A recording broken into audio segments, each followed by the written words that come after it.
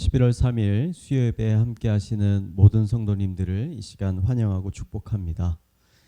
이 저녁에 우리가 함께 나눌 말씀은 사사기 17장 1절에서 13절까지 말씀입니다. 우리 함께 읽도록 하겠습니다. 에브라임 산지에 미가라 이름하는 사람이 있더니 그의 어머니에게 이르되 어머니께서 은 1,100을 잃어버리셨으므로 저주하시고 내 귀에도 말씀하셨더니 보소서 그 은이 내게 있나이다. 내가 그것을 가졌나이다 하니 그의 어머니가 이르되 내 아들이 여호와께 복받기를 원하노라 하니라. 미가가 은 1,100을 그의 어머니에게 도로 돌려주매 그의 어머니가 이르되 내가 내 아들을 위하여 한 신상을 새기며 한 신상을 부어 만들기 위해 내 손에서 이 은을 여호와께 거룩히 두리노라. 그러므로 내가 이제 이 은을 도로 내게 주리라.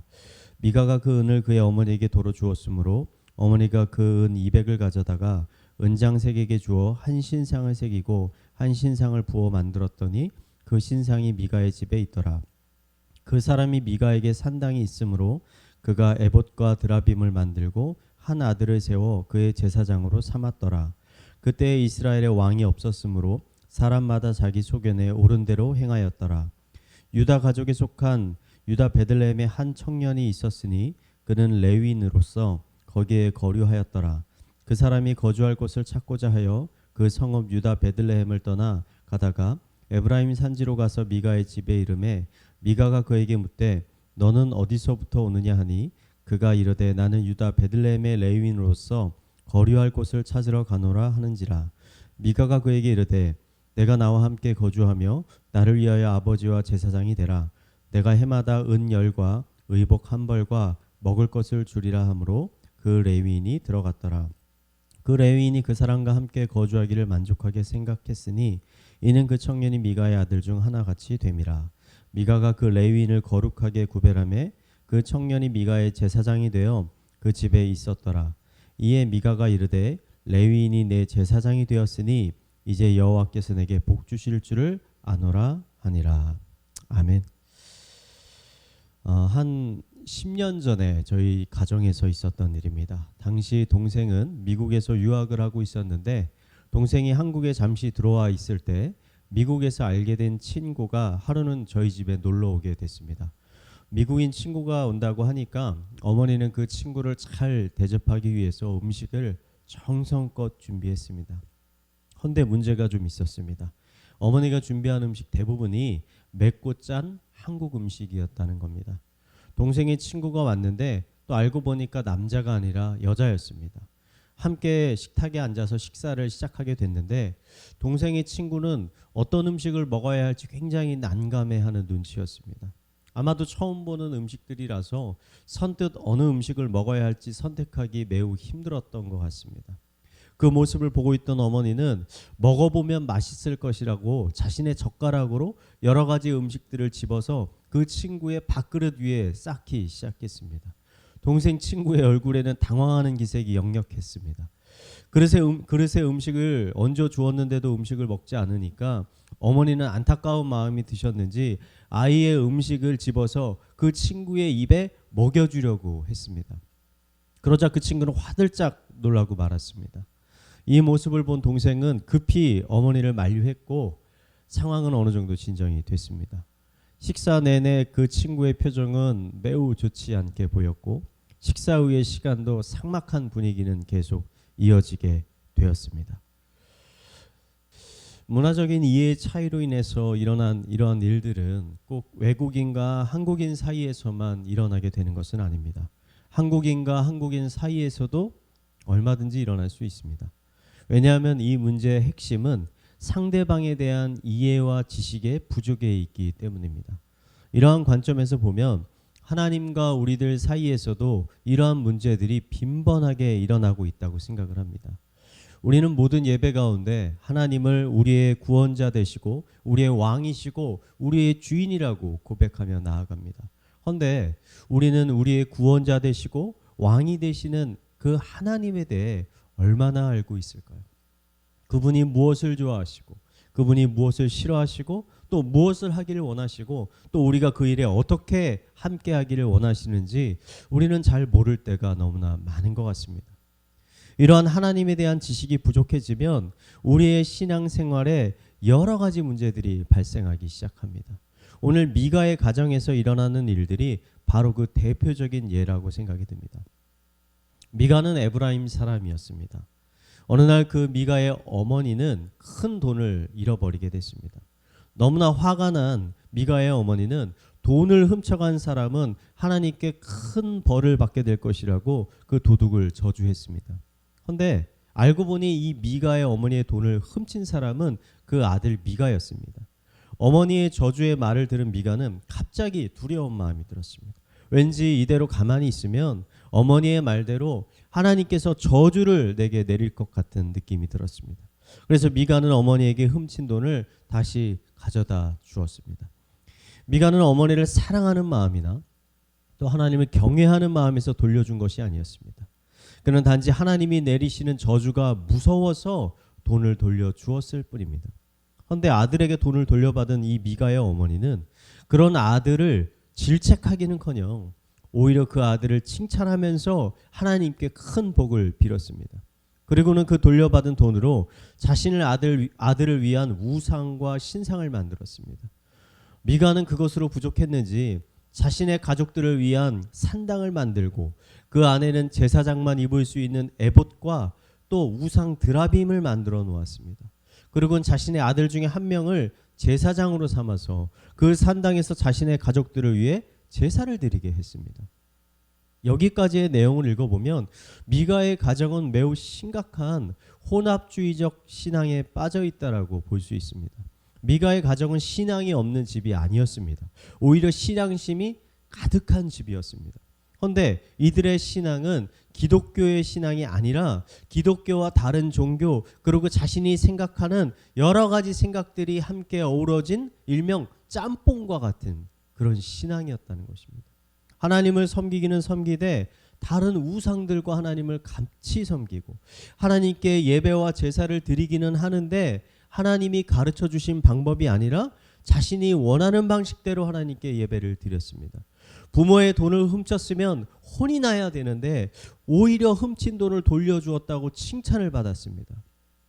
하나님은 절대 자신 외에 다른 신을 섬기지 말라 하셨는데 미가의 가족은 가족의 산당을 만들어 놓고 자신이 섬기고 싶은 신들을 다 함께 섬기고 있었습니다.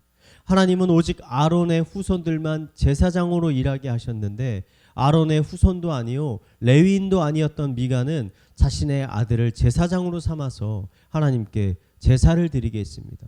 그리고서는 이제는 하나님께서 우리 집안을 크게 축복해 주실 거다라고 생각을 했습니다. 미가의 가족들은 나름대로 자신들이 열심히 하나님을 섬기고 있다라고 생각하고 있었겠지만 사실 하나님 보시기에 이들은 이방인 우상 숭배자들과 다를 것이 하나도 없었습니다. 이런 미가의 가정의 상태를 사사기 17장 6절은 이렇게 표현하고 있습니다. 그때 이스라엘에 왕이 없었으므로 사람마다 자기 소견에 옳은 대로 행하였더라. 분명 하나님이 이스라엘의 왕이신데도 불구하고 자신들의 왕에 대해서 잘 알지 못하는 백성들은 왕의 뜻이 아니라 자신의 소견에 따라 말하고 행동하고 살아갔다는 것입니다.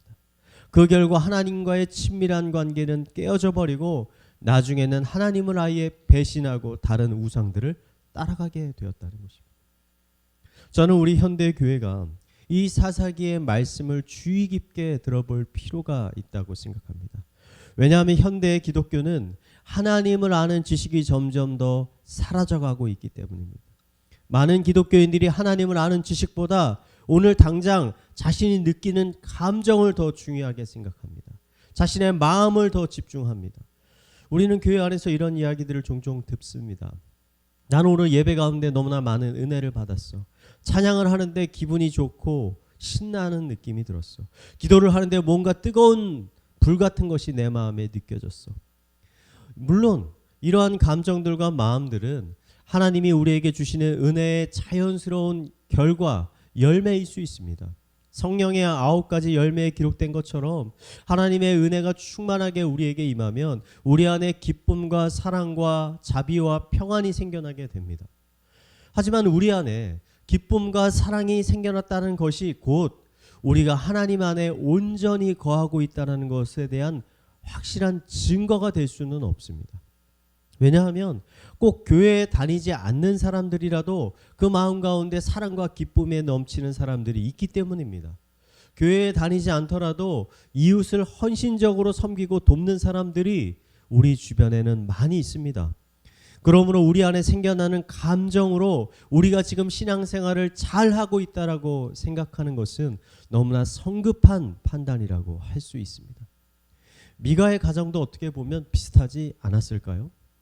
아들을 위해서 우상과 신상을 만든 미가의 어머니는 그 우상들을 바라보면서 어떠한 생각을 했을까요? 아마 만족스러운 마음이 들었을 것입니다. 이것을 만들어 놓으면 하나님께서 그 아들을 축복할 것 같다는 생각을 하고 있었을 것입니다. 또 자신을 위해서 산당을 만들고 자신의 아들을 제사장으로 삼아 하나님께 예배, 제사를 드리게 했던 미가의 마음은 어땠을까요? 아마 그 또한 종교적인 열심으로 인한 그 만족감으로 가득 차 있었을 것입니다. 하나님께서 분명 자신과 자신의 가족에 큰 복을 주실 것이라는 확신에 차 있었을 것입니다. 하지만 이들의 이런 모든 행위는 하나님을 기쁘시게 하는 것이 아니라 오히려 하나님을 아프게 하고 하나님을 슬프게 하였습니다. 이처럼 신앙생활에서 지나치게 우리가 느끼는 감정에만 우리가 집중하다 보면 우리는 더 중요한 것을 놓칠 수 있습니다. 그것은 바로 하나님을 아는 지식입니다. 우리의 감정과 마음은 늘 변하지만 하나님에 대한 지식은 영원히 변하지 않은 불변하는 진리입니다. 이사야는 하나님의 나라가 이 땅에 온전하게 임하게 될 때 이런 일이 일어날 것이라고 예언하였습니다. 이사야 11장 9절을 봅니다. 내 거룩한 산 모든 곳에서 해됨도 없고 상함도 없을 것이며 이는 물이 바다를 덮음같이 여호와를 아는 지식이 세상에 충만할 것임이니라. 언젠가 물이 바다를 덮음같이 여호와를 아는 지식이 온 세상에 가득하게 될 것입니다. 더 이상 그 누구도 하나님을 모른다고 부인하지 못할 날이 분명히 오게 될 것입니다.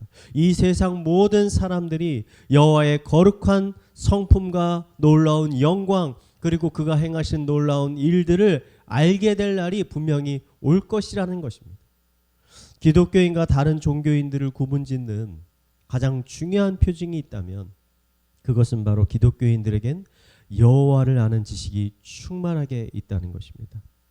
그런데 안타깝게도 교회 안에는 이러한 진리를 모른 채 신앙생활을 하고 계신 분들이 적지 않게 있습니다. 교회를 다닌 지 5년이 지나도 10년이 지나도 심지어 20년이 지났는데도 하나님이 어떠한 분이시냐고 물어보면 잘 모르겠다라고 대답하시는 분들이 너무나 많이 있습니다. 여러분, 이렇게 돼서는 안 됩니다. 우리가 신앙생활을 하면 할수록 우리 안에는 하나님을 아는 지식이 충만해져야 합니다. 하나님을 아는 지식이 우리 안에 충만하게 될 때 우리는 비로소 하나님의 기뻐하시는 뜻이 무엇인지 분별할 수 있게 되고 그 하나님이 기뻐하시는 삶을 살아갈 수 있게 됩니다. 미가의 가정과 같이 이상한 혼합주의적인 신앙생활을 하는 것이 아니라 하나님이 간절히 바라시는 그 거룩한 나라, 거룩한 백성으로서의 삶을 우리는 살아갈 수 있게 된다는 것입니다. 그런데 여기서 끝이 아닙니다. 우리 안에 하나님에 대한 지식이 충만해져야 되는 더 중요한 이유가 있습니다. 그것은 바로 우리 안에 하나님을 아는 지식이 충만해질 때 우리를 향한 하나님의 그 무한하신 사랑을 더 깊이 깨닫게 되기 때문입니다. 우리가 누군가에 대한 온전한 지식을 얻기 위해서는 우리가 그 대상을 볼 수 있어야 되고 만질 수 있어야 되고 또 그 대상과 교제할 수 있어야 됩니다.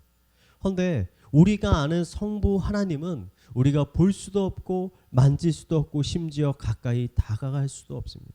그렇다면 우리는 하나님에 대해 어떻게 온전한 지식을 얻을 수 있을까요? 성경은 우리가 예수님을 통해서 하나님에 대한 그 지식을 배울 수 있다라고 선포하고 있습니다. 예수님은 하나님의 독생자이시요 동시에 하나님의 본체이십니다. 예수님은 성부 하나님을 보여달라는 제자들의 요청에 자신을 본 사람은 이미 하나님을 본 것과 똑같다라고 말씀해 주셨습니다. 예수님은 우리들에게 하나님이 어떠한 분이신지를 가장 잘 보여주고 계신 분입니다. 그러므로 우리는 예수님의 말씀과 행동 그리고 그분의 놀라운 사역을 통해서 하나님이 어떠한 분이신지를 배우게 되는 것입니다. 하나님이신 예수님께서 이 땅에 오셔서 많은 일들을 하셨지만 그 중에서 가장 중요한 일은 바로 우리들의 죄를 대속하기 위해 십자가에 달려 죽으신 일이십니다. 성경은 이것을 복음이라고 부릅니다. 하나님에 대한 지식이 이 복음을 하나님에 대한 지식인 이 복음을 우리가 알아가면 알아갈수록 우리는 우리를 향한 하나님의 사랑이 얼마나 크고 넓고 또 깊은 것인지를 깨닫게 됩니다. 하나님이신 예수님께서 왜 이 땅에 오셨는지, 그리고 왜 십자가에 달려 죽으셔야 했는지, 그리고 어떻게 3일 만에 부활하셔서 하나님의 영광스러운 보좌 옆에 앉게 되셨는지를 우리가 알아가고 깨달아갈 때 우리 안에 하나님을 향한 진실한 믿음과 사랑이 점점 자라나게 되는 것입니다. 저는 이것이 바로 참된 기독교인이라고 생각을 합니다. 기독교인은 단순히 교회에 출석하는 사람이 아닙니다.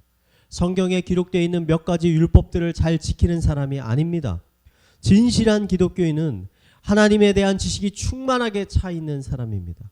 예수님께서 죄악 가운데 빠져 있는 나를 위해 어떠한 고통과 고난을 겪으셨고 또 어떠한 희생을 하셨는지를 잘 깨달은 사람이 바로 참된 기독교인입니다. 그래서 더 이상 사사기 시대의 사람들처럼 자기의 소견에 따라 마음대로 사는 사람이 아니라 날 위해 십자가에서 죽으신 그 예수 그리스도의 기뻐하시는 뜻에 따라 살아가기를 결심하고 다짐하는 사람, 그 사람이 바로 참된 그리스도인입니다. 저는 우리 안에 이러한 하나님에 대한 지식이 충만해졌으면 좋겠습니다. 물이 바다를 덮음같이 하나님을 아는 지식이 우리 의왕 우리 교회 안에 차고 넘쳐 흘렀으면 좋겠습니다. 그러기 위해서는 우리는 하나님의 말씀인 성경을 가까이 해야 합니다. 요한복음 태초에 말씀이 계시고 그 말씀이 바로 곧 예수 그리스도시다라고 증거하고 있습니다. 우리는 이 성경을 통해 하나님에 대한 참된 지식들을 배울 수 있습니다. 교회에서는 9월과 10월 다 함께 성경 통독 이벤트를 진행했습니다. 기쁘게도 많은 분들이 참여해 주셔서 함께 성경을 통독했습니다. 이제 이벤트는 끝났지만 12월, 12월 그리고 내년에도 성경 통독은 계속됩니다. 지금껏 함께 하셨던 것처럼 앞으로도 한마음이 되어서 하나님을 아는 지식들을 우리의 마음 안에 점점 쌓아갔으면 좋겠습니다. 그래서 물이 바다 덮음같이 하나님을 아는 지식, 그 영광이 우리의 삶 가운데 충만하게 흘러넘치게 되기를 이 시간 마지막으로 축원을 드리겠습니다. 우리 이 시간 말씀을 묵상하며 함께 기도하도록 하겠습니다. 물이 바다를 덮음같이 여호와를 아는 지식이 세상에 충만하게 될 것이라. 하나님, 우리 안에 세상을 아는 지식이 아니라 하나님을 아는 지식이 충만하게 하여 주시옵소서. 매일매일 성경 통독과 기도를 통해 하나님을 알아가게 하시고 하나님과 교제하게 하여 주시옵소서. 이것을 통해 우리를 향한 하나님의 놀라운 사랑과 은혜를 더 깊이 깨닫게 하여 주시옵소서.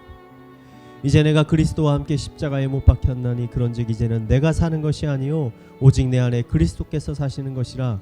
이제 내가 육체 가운데 사는 것은 나를 사랑하사 나를 위하여 자기를 버리신 하나님의 아들을 믿는 믿음 안에 사는 것이라. 아멘. 하나님을 알아가면 알아갈수록 우리를 향한 하나님의 깊은 사랑을 깨닫게 하여 주시고 그 사랑에 힘입어 더 이상 나의 기쁨과 만족을 위해 살아가지 않게 하여 주시고 오직 주의 나라와 영광을 위해 살아가게 하여 주시옵소서. 우리 두 가지 기도 제목을 가지고 우리 합심하여 한 마음으로 기도하도록 하겠습니다. 기도하시겠습니다. 하나님 아버지, 이 시간 우리 간절히 주님 앞에 기도하며 나아갑니다. 주님, 우리 안에 하나님을 아는 지식이 충만하게 쌓여갈 수 있도록 인도하여 주시옵소서. 세상의 것들에 우리의 마음과 귀를 빼앗기는 것이 아니라 아버지 하나님의 생명의 말씀인 이 하나님의 말씀에 우리의 귀와 마음을 집중하여 하나님의 놀라우신 성품과 하나님의 놀라우신 영광과 하나님께서 행하셨던 그 놀라운 사역과 일들을 우리가 배우게 하여 주시고 깨닫게 하여 주시고 그로 인하여 우리를 향한 하나님의 놀라운 사랑들을 우리가 누릴 수 있게 하여 주시옵소서. 특별히 예수 그리스도의 사랑을 깨닫게 하여 주시옵소서. 예수 그리스도 아버지 그 겸손한 예수 그리스도의 삶을 깨닫게 하여 주시고 우리를 위해 죽으셨던 그 십자가의 보혈의 능력 아버지 그 십자가의 보혈의 비밀들을 더 우리가 깨닫게 하여 주셔서 그 복음의 길이와 넓이와 깊이가 얼마나 큰 것인지를 우리가 깨달으며 하나님께 더 아버지 순종하는 삶을 살아갈 수 있도록 주님께서 인도하여 주시옵소서.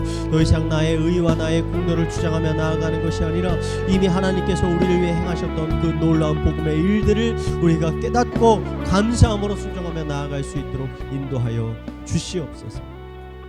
우리 이 시간 교회를 위해서 함께 기도하겠습니다. 돌아오는 주는 새생명 축제가 있습니다.